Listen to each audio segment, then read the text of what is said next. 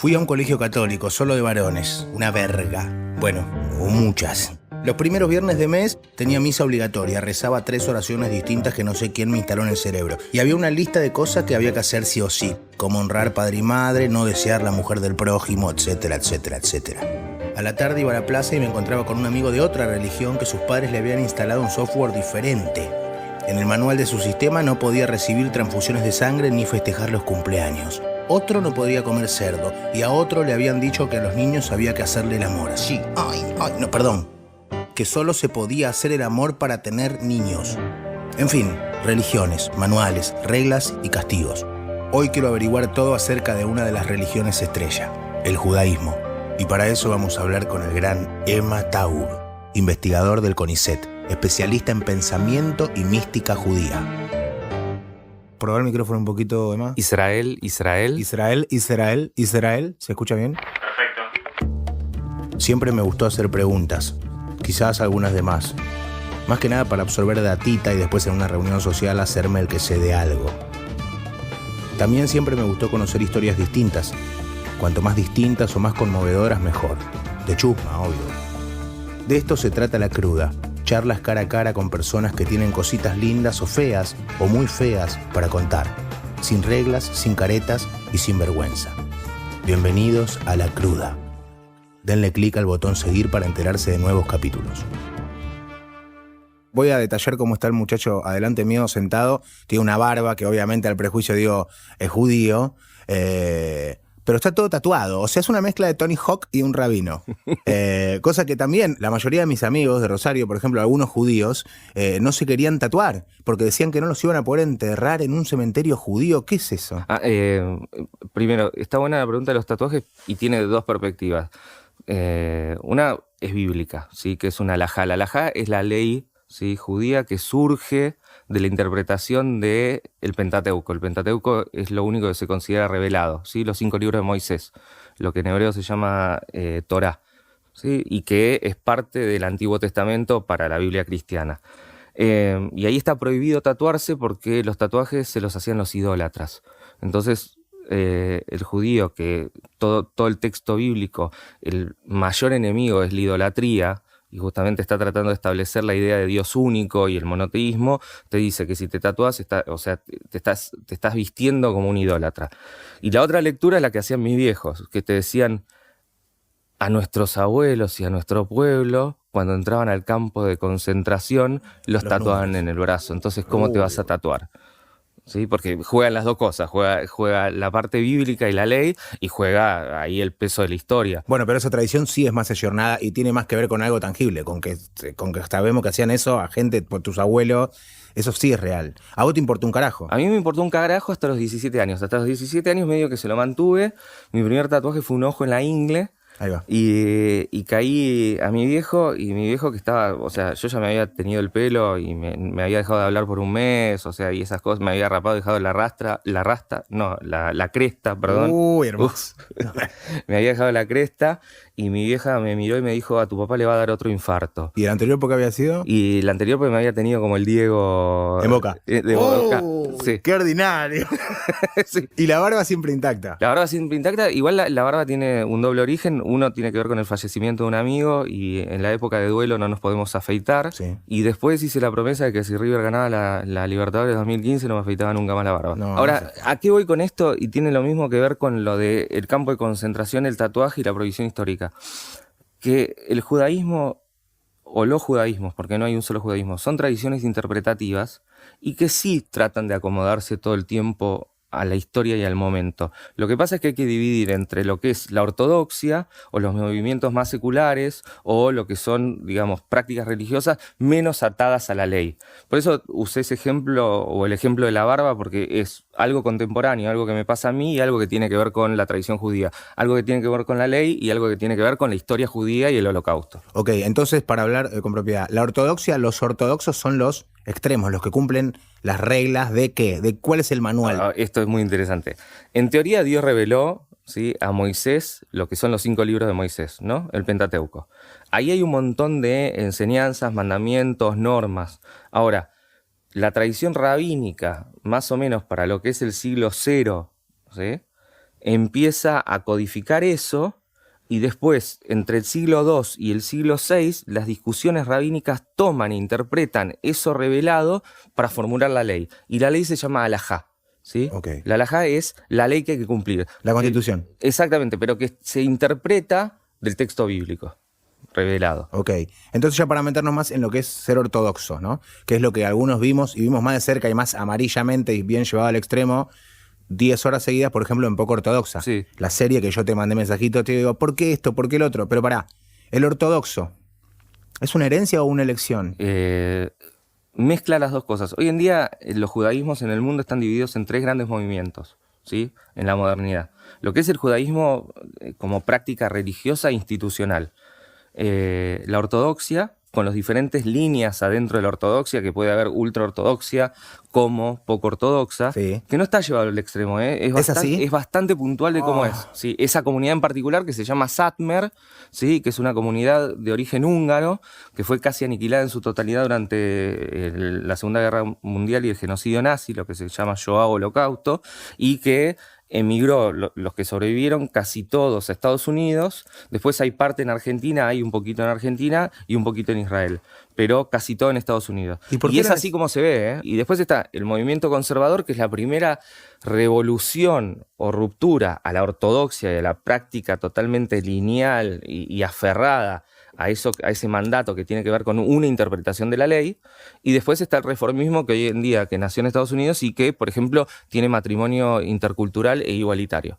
Por eso digo, sí se adapta y ayorna a nuestro tiempo. Ok, pero pará, volviendo entonces, ahora nos metemos en lo cinematográfico, poco ortodoxa. Sí. ¿Por qué la necesidad? En base a lo que vemos de cómo viven. Y yo también lo vi, porque fui a Williamsburg y porque vi y yo estaba con unas zapatillas con resortes y al lado había un pibe de mi edad con unos zapatitos de mierda, que vos decís, boludo, hay ingenieros alemanes diseñando la mejor zapatilla del mundo, ¿por qué la necesidad de sufrir? O sea, porque hay elecciones, viste que el judío hasta jode él mismo con es como sufrido, somos quejosos. ¿Por qué la necesidad de adaptarse a reglas que no tienen que ver con qué crees que te hacen sufrir, hasta físicamente, viste? Porque vos ves la serie y son todos tristes, cumpliendo algo, atados a un... Parece que solo viven para cumplir esas reglas. Pero lo que para nosotros es sufrimiento, para ellos es una forma de vida, ¿sí? Tiene que ver también con la manera en que nosotros estamos mirando desde afuera una forma de vida que nos enteramos en este momento, porque hasta las propias comunidades judías en Argentina, hasta los propios judíos, se enteraron que había una comunidad tan ortodoxa o tan ultraortodoxa como Satmer, como la de poco ortodoxa. Pero un ciego nace ciego, entonces no lo sufre. Y ellos sí ven que en el barrio al lado es otra realidad. Entonces, ¿no es? ¿Entendés? Y la pregunta es, ¿ellos ven el barrio al lado? No, ellos no ven. ¿Y no van a Manhattan? No, ese es el tema. O sea, me acuerdo cuando hablábamos de poco ortodoxa, me decían, bueno, pero no son felices. Sí son felices. En el casamiento en poco ortodoxa están celebrando. Y sí, con el pedo que se agarraron. Pero siempre se agarran un pedo. Pero digo, no usan internet, no usan redes sociales, no usan televisor. O sea, ese tipo de ortodoxia. Viven ensimismados en su propio barrio. Las noticias de afuera pueden llegar a través de estos personajes que son los rabinos, que pueden tener un contacto con la comunidad mayor, o sea, con el estado donde están viviendo, porque tiene que ver con las reglas y con con las leyes del estado, y las comunica y las comparte. Y por otro lado, su forma de ver, o sea, no es que nacen ciegos, nacen mirando eso, y eso es su realidad. Okay. Entonces, para mí también, muchas de las prácticas que tienen no las comparto, y no es el judaísmo que practico, pero ellos son felices como lo hacen, ¿eh? Lo de poco ortodoxa es una excepción, no es la regla. La salida de Esti a querer conocer a su madre, irse a Alemania. Sí. Es una excepción porque ella tenía un problema ahí, que es esto que le habían dicho que era que la madre había abandonada, al principio de que era adoptada, algo le faltaba y eso la lleva a tratar de salir, y porque conoce a la profesora de piano, sí. No estamos spoilerando nada, más pasó hace 2 años más o menos, a la profesora de piano. Que le da los pasaportes. Y le consigue pasaporte. Pero es una excepción, o sea, la mayoría de los casos no está mirando para afuera. Claro, no es Cuba. No, totalmente. Y con el sistema de salud, ¿cómo se lleva la religión y sus reglas? Por ejemplo, que las vacunas, por ejemplo, como los testigos de Jehová, por ejemplo, no donan sangre, no reciben transfusiones. ¿Cómo se llevan con eso? Porque sé que ahí hubo un brote de sarampión fuerte, que como que se había erradicado y medio que volvió, ¿puede ser ahí o me equivoco? Como Creo que sí, y también con el COVID hubo muchas cuestiones, pero hay una regla, hay una norma lágica, una ley, que es la más importante y que está por encima de todas, que se llama Pikuach Nefesh, que quiere decir cuidar la vida. Entonces, por lo menos la ley te dice, en Shabbat, que es el día de descanso, en donde no podés hacer un montón de cosas. Ahora, si tu salud está en peligro en ese día, no cumpla Shabbat. El día del ayuno, ¿sí? Si sos diabético o tenés un problema cardíaco, tenés que tomar pastillas, no cumplas el ayuno porque antes está la vida. Entonces, eso con el sistema de salud. Casi todas las comunidades, esto también depende del rabino y de las autoridades o los líderes dentro de las comunidades, pero se adecuaron, ¿sí?, a las medidas sanitarias. En Estados Unidos, que son un poco más cerradas, no pasó tanto, por eso se vieron los primeros brotes y esos, o sea, y había fallecido un gran rabino y salieron todos a la calle y fue un despelote, estaban todos sin, barbijo, barba, todo mezclado, COVID dando vuelta, muertos, espíritus, todo eso. Sí. Pero en Argentina, por ejemplo, las comunidades ortodoxas no tuvieron grandes contagios. En Israel tampoco. El tema de la ropa que decías antes, yo a veces veo en enero que yo estoy con este mismo short, igual lo uso todo el año este mismo short, pero Igual que yo con esto. bueno, pero por eso a vos es muy loco porque en vos estoy viendo lo que me estás contando y a la vez estoy viendo un chabón que es, por eso, un skater, ¿viste? Uno de quinta fondo podría ser. Pero, ¿por qué por qué atarse a una creencia? O sea, yo desde la ventanilla del auto y yo digo, cree en lo que quieras, pero ¿por qué te pones un sobre todo caminando por Constitución en enero, loco? Creen lo que quieras, respetar tu tradición, pero ¿por qué? Ahí es donde digo el sufrimiento, ¿querés sufrir? El sufrimiento igual es parte del judaísmo, ¿viste? O sea, Eso. la incomodidad, el sufrimiento. El tema es que la ortodoxia vive atada a una interpretación de la ley del siglo XV, ¿sí? Y esa ley no se universalizó. Que yo pueda estar todo tatuado y que parezca me gustó lo de quinta fondo, que parezca uno de quinta fondo quiere decir con que mi interpretación sobre el judaísmo y mi forma de vivir el judaísmo se ayorna a nuestro tiempo histórico. Probablemente hace 100 años no hubiese hecho otras cosas, pero no me hubiese tatuado, quizá mi forma de... Revelarte. Sí, de vivir el judaísmo o de enfrentar las ortodoxias hubiese sido por otro lado. Ahora, el tema de la ortodoxia, ¿cuál es la diferencia entre un ortodoxo? Es cuán atado a la ley está.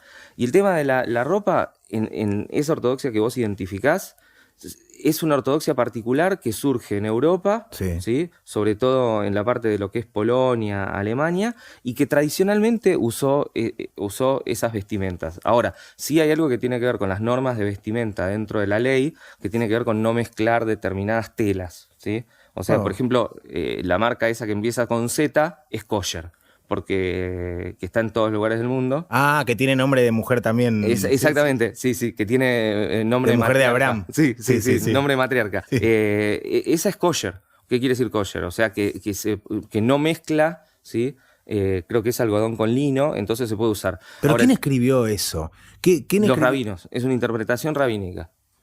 Y la vestimenta que nosotros vemos los ortodoxos en el 11, en Constitución, en Williamsburg, Sí. es una tradición particular de la ultraortodoxia, ¿sí?, que viene de Europa del Este. Entonces, ¿Y no puede haber uniforme de verano? hay uniforme de verano. Lo que pasa es que se trata Es de... un saco menos. No, el tema también tiene que ver ahí con un tema de igualdad, ¿eh? ¿Por qué todos están iguales y lo que cambia es quizá para los momentos de fiesta más lindo el sombrero? Eso es para embellecer las mitzvot, para embellecer las leyes. Pero el tema de vestirse todos iguales es también que no haya desigualdad entre la comunidad. Ahora, ¿te cagás de calor? Sí, te recagás de calor. ¿Qué son los hilos de los bolsillos que también forman parte de la vestimenta que uno a la vista dice son judíos? Eso también es una ley bíblica, en verdad sale del texto bíblico que dice que hay que tener 4 tiras colgando, ¿sí? Para que cuando estás por desviarte de los mandamientos o los preceptos, los mires y recuerdes el camino. Es como un recordatorio que tenés, ¿no? Ponete una app en el celu. Sí, o sea, cuando estás por errar o podés desviarte del camino, lo que dice el texto bíblico es que justamente tener eso colgando es que te recuerda la ley divina. Perfecto. Y la deconstrucción de las religiones, en general, porque también los que son católicos extremos, que tienen 1000 hijos, tienen como una creencia en base a que la mujer está para eso.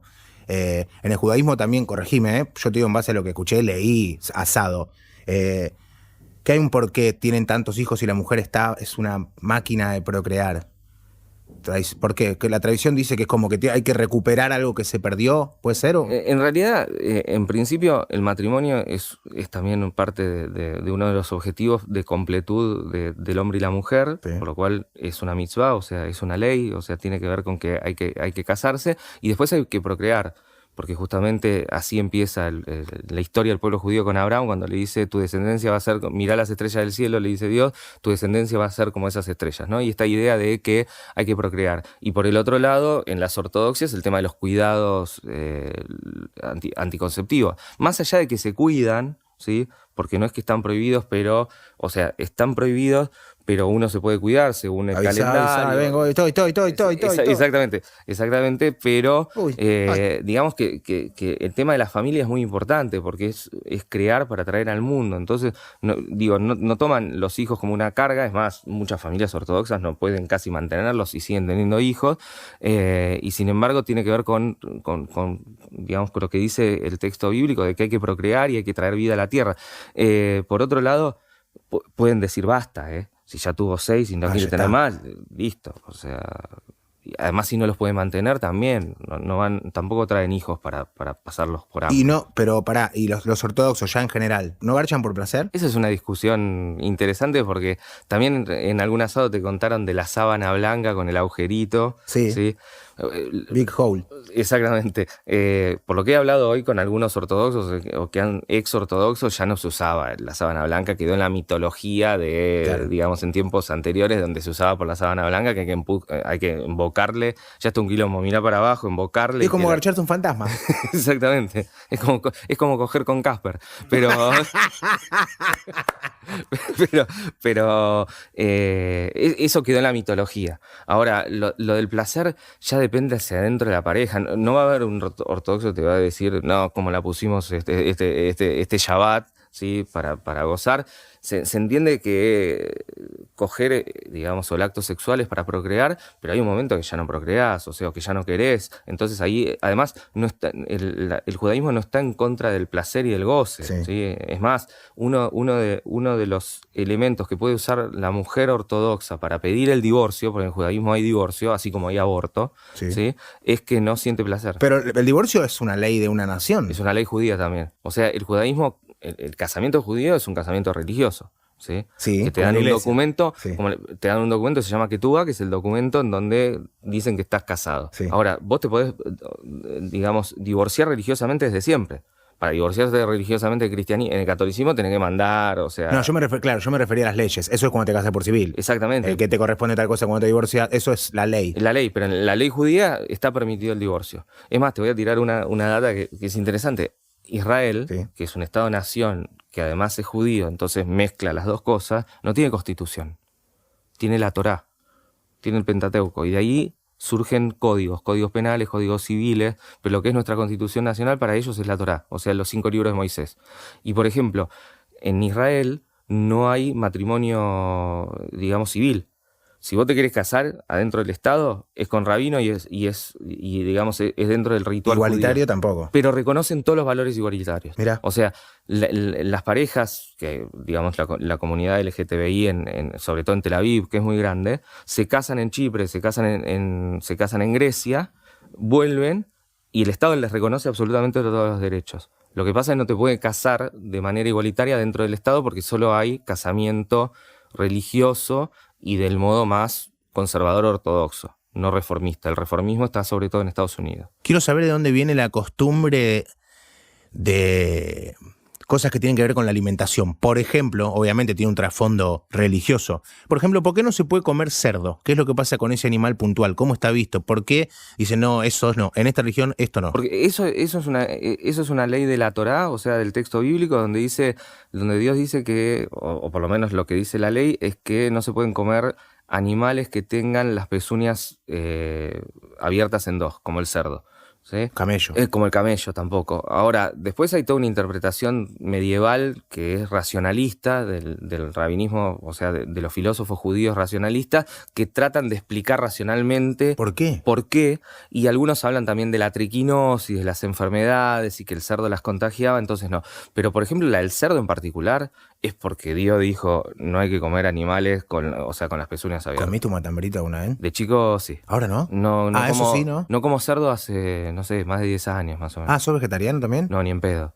Pero es cerdo. No como, pero por una cuestión ritual, como yo además estudié para rabino y fui, digamos, ejercí el rabinato durante unos años, y además por una cuestión, nunca en mi casa hubo mucho cerdo, entonces no me modificó mucho la vida dejar de comer cerdo. Ahora, no cumplo todas las normas del kashrut. Y otras reglas que quiero saber por qué existen y por qué suceden, como por ejemplo, ya cuando hablamos de un ortodoxo extremo, ¿no? ¿Qué media se pone primero? La manera de mear como para que no roce una pajita, que no esté pecando, ¿no? De pajero. La ley judía, o sea, la que practica la ortodoxia y la ultraortodoxia, es una interpretación particular, o sea, también rabínica de un momento particular, que es el siglo XV, que se llama Shulchan Aruch, o sea, la mesa servida, y ya el nombre te lo dice, o sea, tenés ya todo dado, ¿sí? Y te estructura no solo la parte ritual, de la ceremonia, de los festivales, sino tu vida cotidiana, o sea, te acomoda para que no tengas que pensar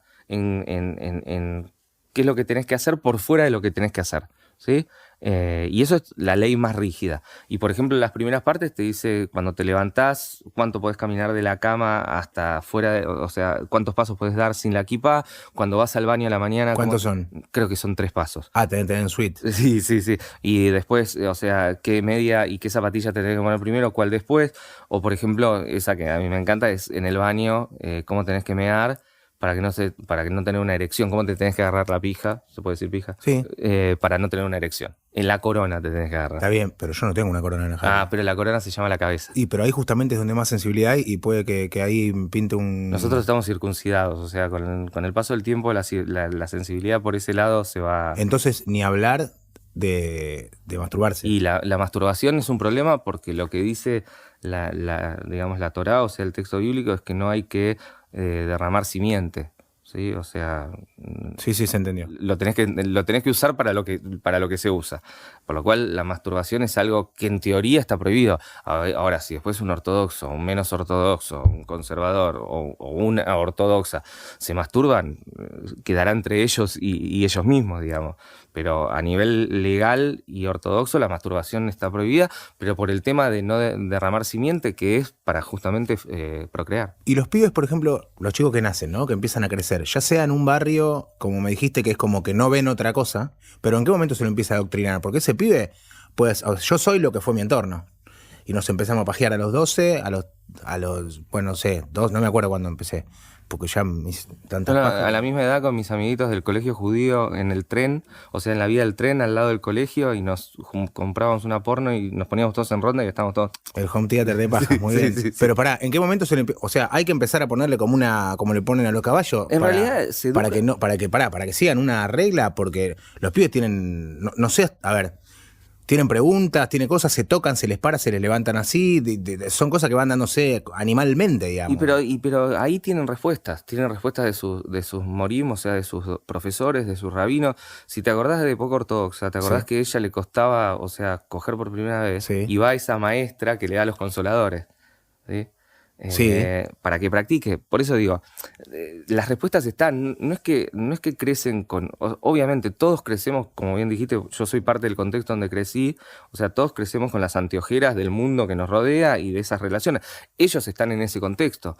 Ahora, lo que es interesante es que no es lo mismo un pibe que nace, crece dentro de ese contexto, se desarrolla y vive toda su vida y son felices en su contexto, que alguien que entra de afuera. Ahora, en cuanto a los chicos, ya desde chiquitos empiezan a estar educados dentro de esa forma de practicar el judaísmo, y pasan a la adultez dentro del judaísmo, a los 12 años las mujeres, a los 13 años los varones, con el bar mitzvah y el bat mitzvah.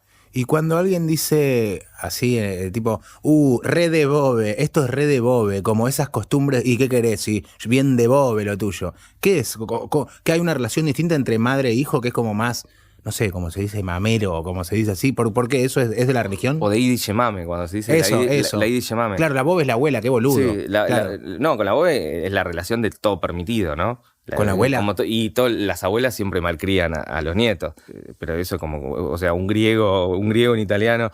Pero lo de la Idi Yemame... Yo me refería a eso. Sí, lo de la Idi Yemame es algo muy, muy judío de Europa ashkenazí, o sea, que es la Europa oriental, no los turcos, no lo que se conoce como los turcos, los sefaradíes. Sí. Y es esa relación de la madre que sufre, la madre sufriente y que te está tratando de dar culpa para criarte, Sí. ¿sí? Y esa relación que tenemos con nuestras madres. Por eso la Idi Yemame se dice a esa madre totalmente metida, casi sentada sobre tus hombros. En poco ortodoxa, eso de la madre encima metiéndose hasta en el polvo, el primer polvo, está... Y lo peor es que es la madre del hijo.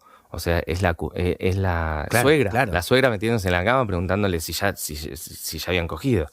Pero eso es también muy de madre judía. Además hay algo que tiene que ver con esto. Que no hay pruritos, o sea, no hay pudor. En el judaísmo el sexo se habla. O sea, mi vieja se ofendió cuando no le conté que había debutado y no me habló un mes. ¿Sí? Es toda una celebración, es toda una festividad, o sea, por lo menos el tema de lo sexual, porque como tiene que ver con esto, con la procreación, que tiene que ver con la adultez de los hijos o de los hijes, entonces son temas que se hablan, no es un tema que se esconde. Se habla en la mesa. Se habla en la mesa y se habla en la Adelante mesa. a la novia del hijo incomodándola. También, porque es como... Sí, pero es que ella porque estaba entrando a esa vida y porque tenía todos sus complejos, pero en una mesa de una festividad se habla absolutamente de todo y sobre todo de sexo y de caca se habla un montón. En la ortodoxia, la costumbre de pendejo, pendeja o de cualquier edad, pero de una etapa de que por ahí se va a un bar, conoces a alguien, no te importa qué religión es, solamente te calienta, pegaste onda química y terminás en una... ¿Eso no sucede? No existe. O sea, los chicos se conocen ya para los arreglos matrimoniales. Tienen la posibilidad siempre de decir que no, pero eso también es muy interesante porque habla de lo que pasó en poco ortodoxa y que es muy real. O sea, no saben nada de sexo, no saben nada de la otra persona, saben lo que les enseñó sus profesores, Sí. pero de repente se ven por primera vez, si gustan y más o menos hay ondas, ¿sí? si machean, Sí. ahí además con la familia de costado, o lo que es muy interesante cuando vayas a Israel, ¿sí? Vas a ver en Jerusalén sobre todo, los lobbies de los hoteles se utilizan para las citas. ¿Por qué? Porque es un lugar público, porque ellos no pueden estar, en privado. Entonces, ves muchas parejitas ortodoxas en los lobbies que se están conociendo, ¿sí? Tienen varias instancias para conocerse y después ya se arregla el matrimonio. Pero para ¿el papeleo se lo hacen los padres? ¿El papeleo matrimonial? Sí. Sí, No, sí. el papeleo me refiero a vos con la hija de Pepito. Siempre hay un casamentero o una casamentera. Viste que en poco ortodoxa es un viejo que está, creo que en un lugar que arregla algo, ¿no? En una librería y que va anotando la hija de tal familia ya está. Eso depende de las comunidades, pero las ortodoxias suelen tener el casamentero o la casamentera, que es esa persona que conoce dentro de la comunidad quiénes están solteros y quiénes no, y después también es parte de la familia. Si una familia se conoce en otra familia y quieren que los hijos se presenten. Está bien, pero yo conozco, por ejemplo, una chica, Karen, que es judía y su marido, que se casaron hace poco, que no era judío, se dieron lugar a conocerse para que él después, para casarse, se transforme al judaísmo. Bueno, pero ¿Se dice transforme? se convierta. Se convierta. Bueno. Y se convirtió. Y se convirtió. Pero primero también tiene que haber una apertura, porque como te decía a lo largo de la charla que tenemos, son tradiciones interpretativas, ¿sí? Y así como existen las ortodoxias, existen las grietas por donde pasa el mundo actual. Entonces, quizá se vio a alguien, se enamoraron, las familias, lo que sea, ¿sí? Y se quieren conocer y siempre está la posibilidad de convertirse al judaísmo, sobre todo para aquellos que necesitan que el matrimonio sea judío, ¿sí? Que haya un proceso de conversión, que es sobre todo en las ortodoxias y en parte el movimiento conservador. ¿Es solo para la ceremonia? No, es para la vida judía. Lo que pasa es que la ceremonia, el ritual de casamiento judío, el movimiento ortodoxo y el movimiento conservador, si los dos no son judíos, no te lo hacen. Emma, ¿cuál es el link de los judíos puntualmente con la guita? Por lo cual tienen fama o de buenos negociantes o la fama de amarretes, de agarrados. La historia tiene un origen y ese origen es en el medioevo, o sea, en la época medieval. en Europa. Un judío no dejó propina y... Y ya ningún judío, o sea, Moisés no deja propina en el primer, en el primer restaurante. Y abre el agua para irse corriendo. Exactamente. Y eso se volvió ley, porque tiene que ver también con las prácticas. No, el judío tenía prohibido en Europa, en la época medieval, tener propiedades, o sea, tener tierras y también tener profesiones. Entonces lo que les quedó es el comercio y el prestamismo. ¿Viste? La palabra así despectiva es la usura. A mí me gusta decir prestamismo porque la verdad que jugaron ese rol de prestamistas y de ahí además ayudaron a crecer lo que son las primeras ciudades, los burgos, porque era esta población libre que comerciaba de lugar en lugar y de que prestaba dinero, pero porque no podía hacer otra cosa, porque no podía tener profesiones en ese momento ¿Pero histórico. por qué no podía? ¿Quién le decía? La Iglesia Católica.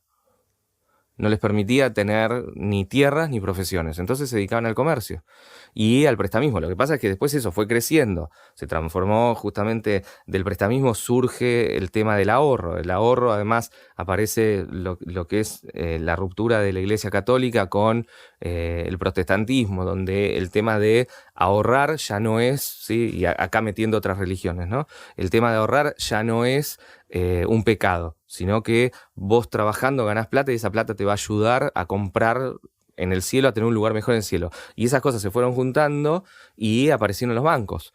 ¿Sí? Entonces aparece toda esa idea de el judío como un buen comerciante, como el que tiene mucha plata. Ahora, hay judíos ricos, hay judíos pobres, hay judío bueno, hay judíos malos, hay chorros judíos y hay judíos que no roban. Pero partiendo de eso que dijiste, las propiedades y demás, ahora, o sea, hay judíos mega multimillonarios. Totalmente. Pero eso es por habilidad humana. No tiene nada que ver con una habilidad de nada de la religión, digamos. ¿Es casualidad? Es una habilidad humana devenida de poder, de tener que dedicarte a eso solamente. Si vos te dedicás solamente a tirar la pelota al aro, ¿sí? Sí, soy muy bueno, sí. Y sos muy bueno. Sí, claro. Pero ¿cuántas horas practicás? ¿O cuánto tirás por día?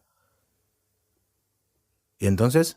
Y entonces, es lo mismo el tema del dinero, ¿sí? Si solo lo que podés hacer es comerciar, y toda tu vida comerciás, y tu familia comercia, y después tus hijos comercian, y bueno, si no sos buen comerciante, sos como yo, ¿no? Entonces, el peor judío del mundo que no sabe comerciar. Es darwinesca la cosa, digamos, como que ¿pero qué están los genes? No está en los genes, sino que está en el desarrollo de una habilidad que tiene que ver con una prohibición histórica.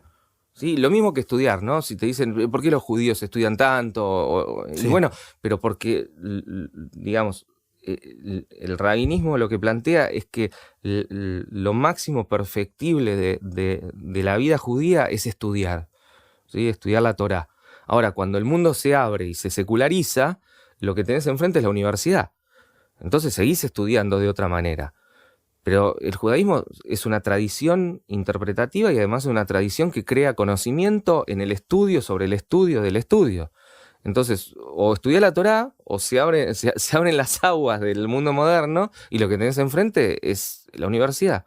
Por eso también hay tanta población judía profesional y destacada dentro de las diferentes ramas. Porque estudiaron mucho. Porque estudiaron mucho. Okay, por ende son capos. Pero porque ya venían de una tradición donde el estudio era lo central. Es lo mismo que pasa con la rama que es una tradición que viene del comercio y el prestamismo, como lo que hicieron tus abuelos, de tus abuelos, de tus abuelos. ¿Y por qué hay rubros de laburos que hay más población judía ahí? Como por ejemplo cuando hablamos de las telas. Sí. ¿Por qué ahí la mayoría son judíos? Y además no son todos los mismos judíos, porque el judío tiene divisiones, ¿sí? Y una de las grandes divisiones hacia adentro del judaísmo, fuera de ortodoxia u otros movimientos, es el de judíos sefaradíes, o sea, lo que se llama como los turcos, sí. Los judíos que vienen de Medio Oriente, África, el norte de África, lo que era sefarado, o sea, la península ibérica, y los judíos ashkenazíes, que somos nosotros, que comemos papa y cebolla todo el tiempo, y que venimos de Europa del Este, ¿no? Y lo que se dice que el comercio de telas, que está muy mezclado también con el mundo islámico, ¿sí? Ya venía de esas tradiciones. Por eso, después, cuando empiezan a desarrollar, vos imaginate que son inmigraciones que vienen de Argentina y lo primero que van a tratar de hacer es lo mismo que hacían en sus lugares de origen. Que ya saben que ya saben. Que ya sabían hacer. Ahora, después eso se conglomeró y constituyó un barrio, ¿no? El 11. Ahora, en Villa Crespo, estamos malos los ashkenazíes, ¿no? Los que somos malos para comerciar, los que comemos papa y cebolla. Exactamente. Los vagos mierda. Última pregunta, quizá la más importante. ¿Por qué les cortan la verga cuando nacen? Yo en realidad todo esto lo armé para saber eso. De que lo demás no me importó nada. ¿Por qué? ¿Por qué tanto? El primer judío, que es Abraham, ¿sí? Abraham el patriarca, el primer patriarca, cuando empieza la historia judía en el texto bíblico, Dios hace 3 pactos con él. El pacto del nombre, ¿sí? Donde le cambia el nombre y le agrega una letra que es Abraham. El tercer pacto... Se la jugó, ¿eh? Sí, sí. No, poneme Brian si te la querés jugar.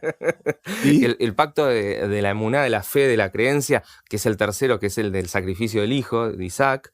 Y el segundo, que es el pacto de la carne.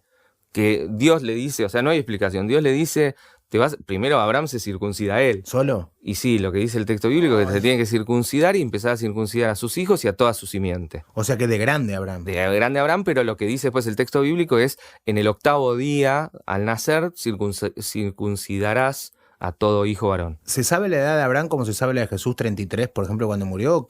No, el texto bíblico suele tener edades. Abraham tenía más de 120 años, pero también Manzaporonga tenía. Sí, la numeración, digamos, bíblica. Igual estaba media muerta, o sea, para circuncidar. Sí, obvio.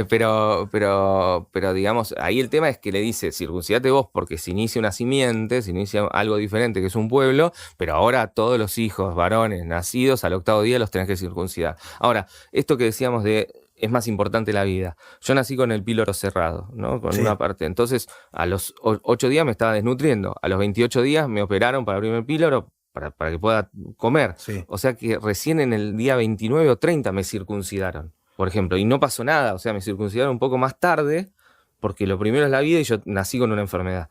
¿Sí? Sí. Ahora, la circuncisión es en el 8º día, excepto que pase algo. Y el proceso de circuncisión lo hace un rabino. Te vas de quiero decir clínica. Sí, se hace en una ceremonia hermosa. Es como el bautismo. Es como el bautismo. Ahí tenés de todo, ¿no? Tenés aquellos que gritan y dicen, no, mi hijo, y tenés tipo mis amigos hardcore que están como, dale, que entra el judaísmo, dale, que le corte. La 12. Sí, los borrachos de la circuncisión. Y es dentro de las diferentes ramas del rabinismo, es uno que es médico, que se dedica a hacer las circuncisiones, y se hacen, no sé si te vas a agarrar ahora, pero se hacen con como Los habanos. como un habano, pero digamos, eso se aprieta, se engancha y después se pasa un cuchillito y saca la pielcita. Sí, pero antes estás medio en pedo. Porque... tiene 8 días, señor, ¿cómo está medio en pedo? Pero la tradición dice que, o por lo menos lo que se suele hacer tradicionalmente es, como no se usa anestesia, es mojar un dedo del rabino en vino y eso se lo dan en la boca al bebé, que ya está medio goma, por 8 días y una gotita de vino, y ahí te circuncida. Y después el prepucio, tradicionalmente, esto no lo dice la Biblia. ¿Qué vas a hacer el chiste? ¿Vas a hacer un chiste? No se hace chicle, Ah. sino que las madres lo suelen poner en una maceta y plantarlo. Trae una tijera, Lucas. No. Y no una gota de vino. Traeme un Malbec, el más caro que encuentres, el tubo entero. Yo Trae la aprendí a tijera. circuncidar, así que vamos por ahí. Trae la tijera, Lucas. Acá está. Tomá. Bueno, cerrá los ojos.